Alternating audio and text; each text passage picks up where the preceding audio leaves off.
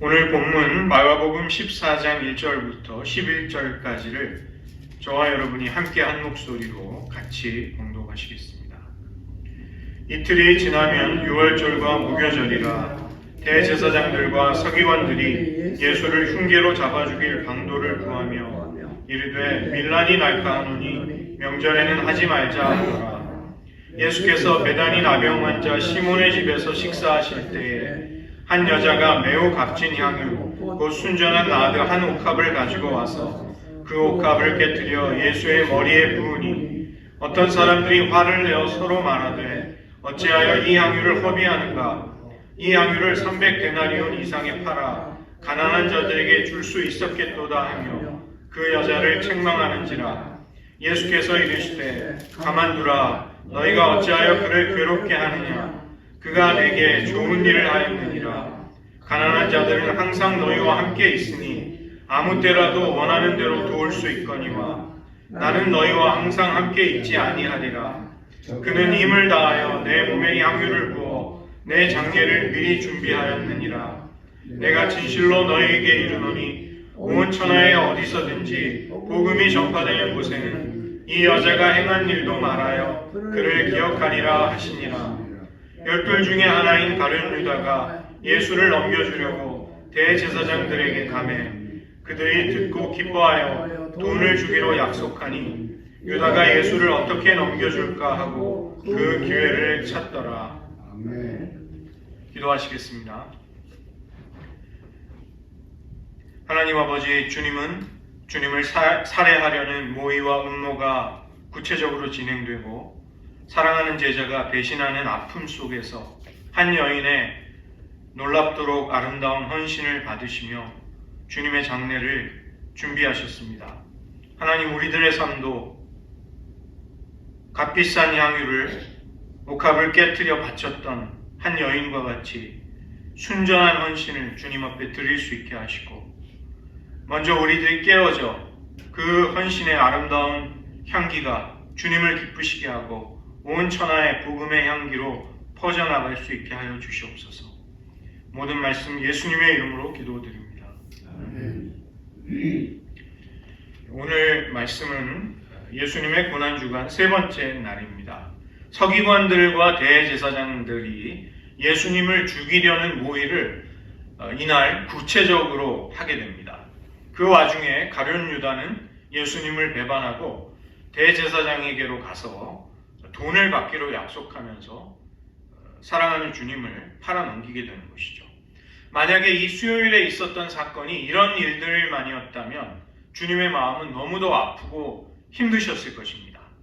그러나 타작마당의 냉수와 같이 주님의 마음을 시원하게 해드리는 한 여인이 등장합니다.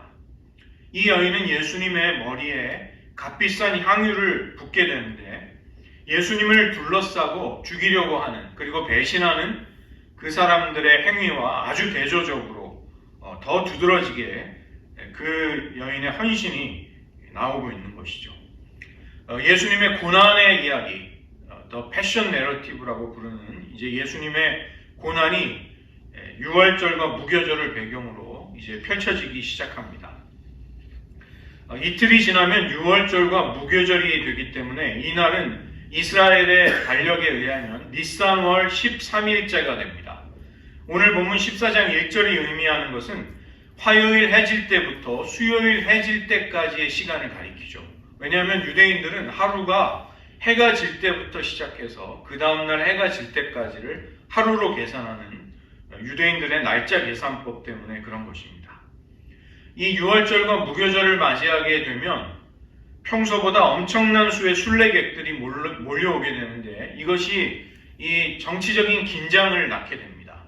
로마는 그 때문에 가이사랴에 있던 지휘본부와 주둔에 있던 군대를 예루살렘으로 옮겨서 혹시라도 있을 반란에 대비를 하게 됩니다. 대제사장들과 서기관들도 역시 예루살렘에서 밀란이나 폭동, 반란이 일어나는 것을 두려워하였습니다. 그렇게 되면 이제 로마가 이 유대의 내정에 정치에 개입을 하게 되고 자신들의 권한과 이권이 줄어들기 때문에 그들은 이 명절 기간 동안에 예수님을 죽이지 않기를 원했던 것이죠.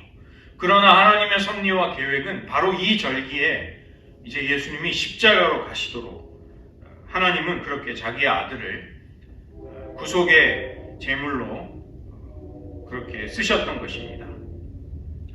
여기 오늘 우리가 주목하고 있는 이 한 여인의 아름다운 헌신의 이야기는 그 앞과 뒤를 예수님에 대한 살해 음모 그리고 예수님에 대한 배신의 이야기가 둘러싸고 있습니다.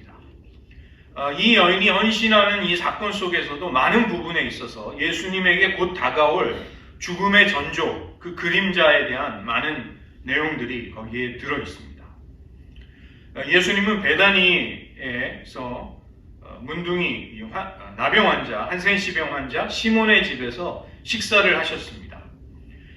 이 베다니는 예루살렘으로부터 3km 정도 떨어져 있는 곳이었기 때문에 쉽게 걸어갈 수 있는 그런 가까운 곳이었고, 이 베다니에는 마리아와 마르다, 나사로의 집이 역시 이 베다니에 있었습니다. 3절 말씀을 보시면 이 식사하실 때라는 표현이 나오는데, 유대 사람들은 식사를 할 때 왼손으로 이렇게 비스듬히 식탁이 기댄 다음에 정결한 손 오른손으로 식사를 합니다. 그래서 여기 식사하실 때라는 이 표현은 정식으로 유대인들이 이렇게 식탁에 왼쪽으로 기울여서 식사를 하는 늦은 오후에 이제 대접하는 정식으로 치르는 저녁 식사였습니다. 그 자리에 한 여인이 찾아옵니다.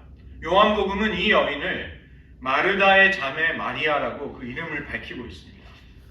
이 여인이 가져온 옥합은 손잡이가 없는 알라바스트론이라고 부르는 그런 옥합이었는데, 흰색 광물로 이루어진 고급 통이었고 밀폐된 용기였죠. 향유를 완전히 봉해두어서 향유의 향기가, 그 값비싼 향유의 향기가 빠져나가지 못하도록 하는 밀봉된 포장 용기였습니다. 그 안에는 나드, 즉 감송나무에서 뽑아낸 향기가 강하고 아주 값비싼 그 당시에 가장 귀한 향유가 들어있었습니다. 오늘 본문에 따르면 그 향유는 불순물조차 섞이지 않은 순전한 나드였습니다. 여인은 그 자리에서 갑자기 그 옥합을 깨트립니다. 그리고 예수님의 머리에 그 값비싼 나드 향유를 부어버렸습니다. 이것은 아무도 예상하지 못한 행동이었죠. 4절에 보시면 어떤 사람들이라고 되어 있지만 요한복음에는 가룟 유다가 제일 먼저 이것을 보고 분노하였습니다. 왜 허비하는가? 이 허비한다는 말이 아폴레이아인데 이것은 좋은 것과 아름다운 것이 파괴되었다, 이런 뜻입니다. 노동자의 거의 1년치 임금에 해당이 되는 300데나리오, 엄청난 금액이죠. 그것이 한순간에 불과 몇 초 만에 사라져버린 것으로, 허비된 것으로 그들의 눈에는 보였던 것이죠. 더구나 유월절과 같은 명절에는 가난한 사람들을 구제하는 일이 많았습니다. 그 때문에 그렇게 큰 돈이었다면 가난한 사람들에게 충분히 구제하는 일에 사용될 수 있었겠다는 탄식과 안타까움과 불평이 쏟아졌죠. 여기 이 여인을, 그 헌신한 여인을 향한 비난은 그냥 이렇게 말로 비난하는 게 아니라, 원어에 따르면 그 말들이 흥분했을 때 그 말에서 막 콧김이 나오듯이 그렇게 사람들이 분노하면서 그 여인을 비난하였습니다. 그러나 예수님의 반응은 6절에 보시면 달랐습니다. 그녀를 가만두라. 왜 그녀에게 짐을 지우는가? 헬라어 원어에는 그런 뉘앙스가 있죠. 예수님은 그 여인이 한 일을 칼론 에르곤, 좋은 일이다, 명예로운 일이다, 이렇게 평가하셨습니다. 가난한 자들이 항상 너희와 함께 있을 것이라는 말씀은 가난이 언제나 너희들에게 있다, 대물림된다, 현실에서는 가난을 극복할 수 없다, 이런 뜻은 아닙니다.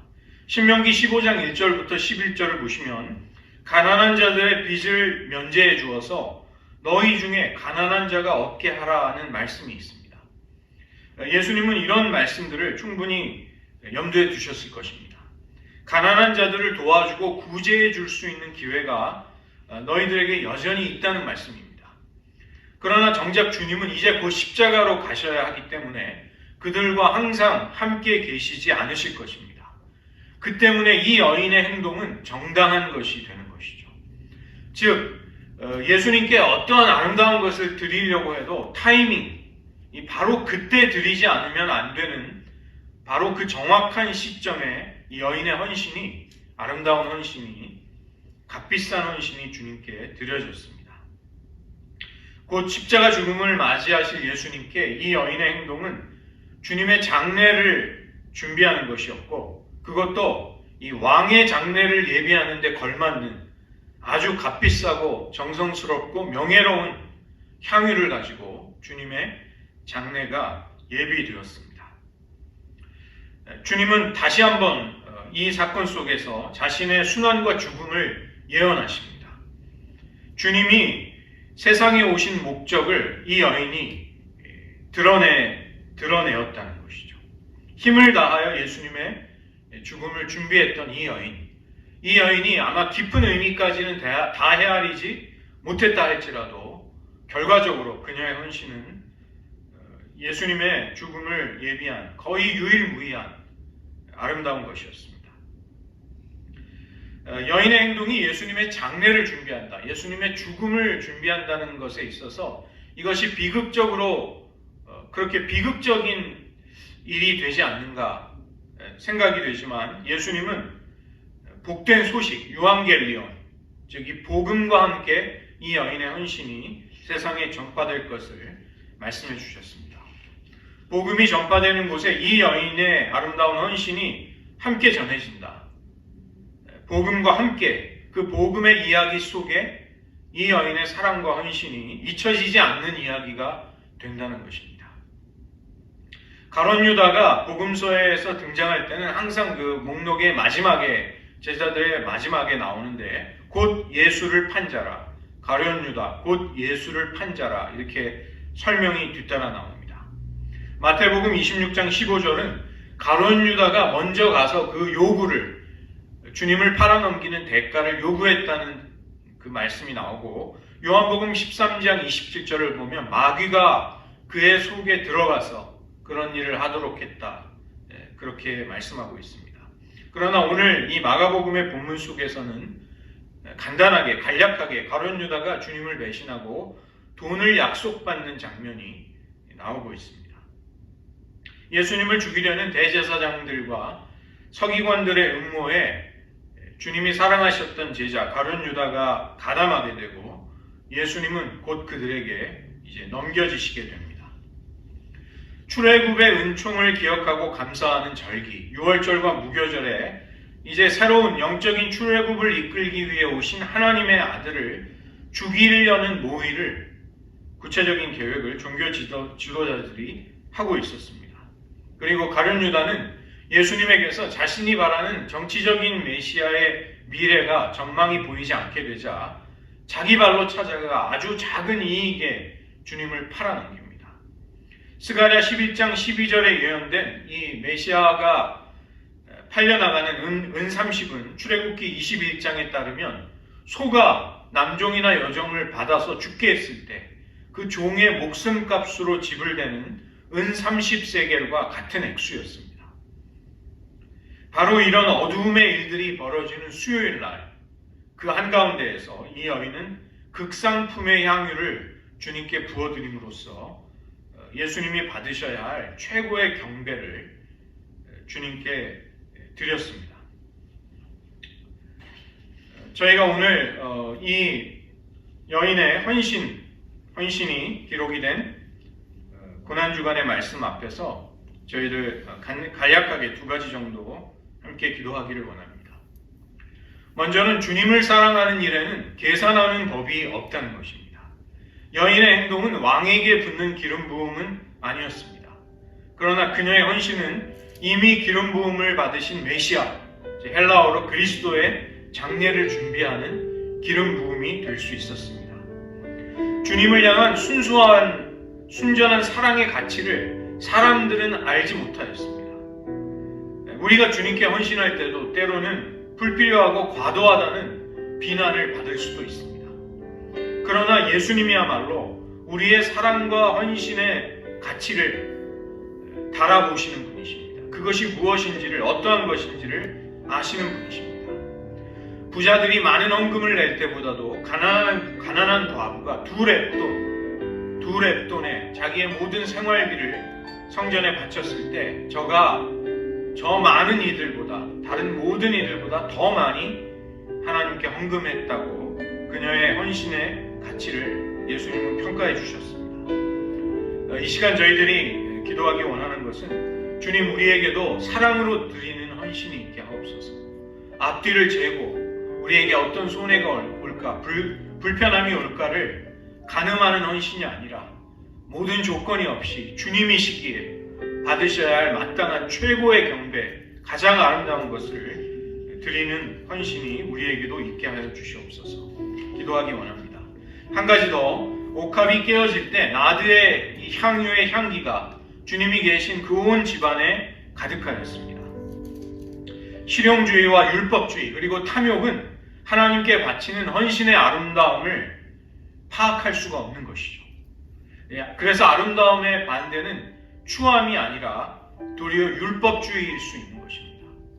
율법주의는 영혼을 서서히 질식시켜서 죽이는 어떤 완고한 생각인 것이죠. 율법주의는 우리가 겪는 고난에 실용주의적인 평가를 합니다. 이것이 우리에게 얼마나 도움이 되냐 아니냐, 손해냐 이익이냐는 잣대를 들이댑니다. 우리가 은혜를 받을 때도 우리가 그런 생각이 있다면 우리는 그것을 하나님의 관점이 아니라 나에게 얼마나 만족이 되는가, 유익이 되는가의 잣대로 자꾸만 보게 되는 것이죠. 그러나 옥합이 깨어져야 그 복음의 향기는 온 세상으로 퍼져나갈 수 있었습니다. 저희들 이 시간 함께 기도하기 원하는 것은 주님, 우리들의 삶도 주님의 손에서 깨어주시옵소서. 우리를 해롭게 하는 깨어짐이 아니라 주님의 손에 맡겨진 오병이어의 깨어짐과 같은 그런 깨어짐, 또 주님의 죽음과 부활을 증거하는 향기가 되기 위한 깨어짐이 우리에게 있게 하옵소서. 우리의 옛 자아를 십자가에 못 박으신 주님의 은혜, 우리의 마음이 다시 완고해질 때마다 그 은혜가 우리에게 임하게 해달라고 주님의 손에 우리를 맡겨드리는 기도, 우리의 입술로 잠시 드리시겠습니다.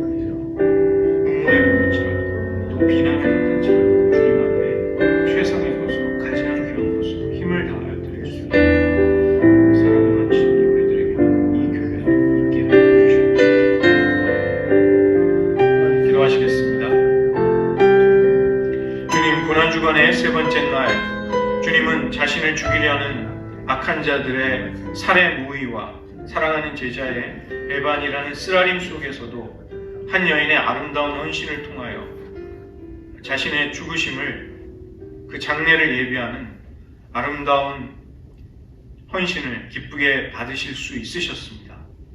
주님, 우리들도 주님 앞에 헌신의 아름다운 열매들을 드릴 수 있게 하시고, 그것이 나에게 얼마나 손해가 되는가, 유익이 되는가, 혹은 불편함을 주는가, 그것을 가늠하는 헌신이 아니라 주님이시기에 마땅히 받으셔야 할 가장 귀한 것으로, 존귀한 것으로 주님 앞에 드리고자 하는 헌신의 열망이 우리들 가운데 있게 하여 주시옵소서. 하나님, 우리들의 완고함이 마치 깨어지지 않는 옥합과 같이 그 안에 담겨진 예수님의 생명의 향기를 널리 전파하고 퍼뜨리지 못할 때가 있습니다. 주님의 손에 우리를 깨트려 주셔서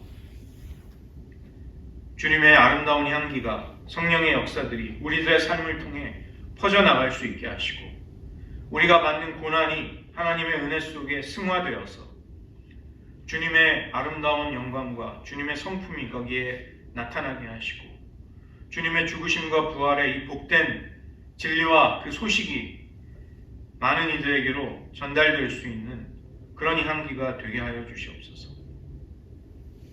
모든 말씀 예수님의 이름으로 기도드립니다.